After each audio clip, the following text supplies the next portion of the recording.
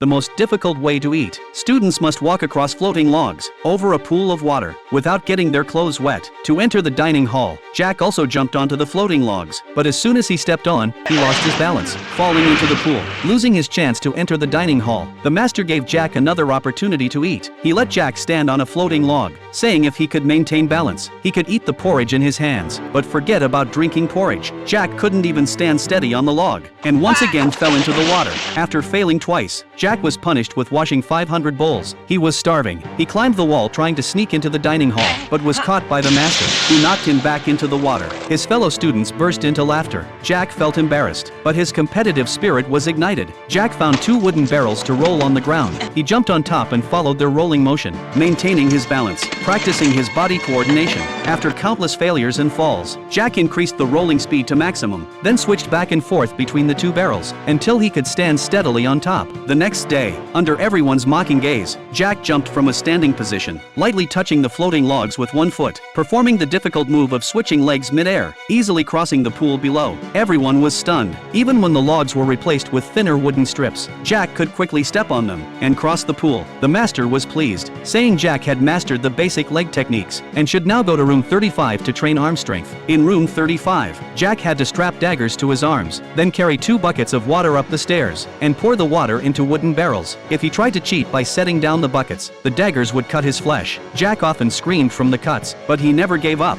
Every day he carried 15 buckets of water. 3 months later, Jack could run while carrying 2 water buckets, and still had energy left to help others. The master was satisfied, saying Jack had developed arm strength, and should now go to room 34 to train wrist strength. In room 34, Jack needed to follow the master's wooden fish rhythm, picking up an iron hammer to strike a bell. At first, Jack thought it would be simple, but when he picked up the hammer, he was bewildered. Though it only weighed 10 pounds, it was attached to a 10-foot thin, flexible bamboo pole, without leverage. It felt like 120 pounds, and could only be operated with 1 hand. Jack's wrist strength couldn't lift the hammer. He had to step forward 2 paces, and could barely lift the hammer from 8 feet away. But after striking the bell only 5 times, his wrists felt sore and painful, eventually losing feeling. The bamboo pole dropped to the ground. The master signaled him to continue, so Jack had no choice but to pick up the hammer again. Every day he struck the bell about a dozen times. His wrists became red and swollen, but Jack never gave up. 3 months later, Jack could lift the hammer from the end of the bamboo pole, striking the bell in sync with the master. The master was pleased, saying Jack's wrist strength was now sufficient, and he could go to room 33 to train his head.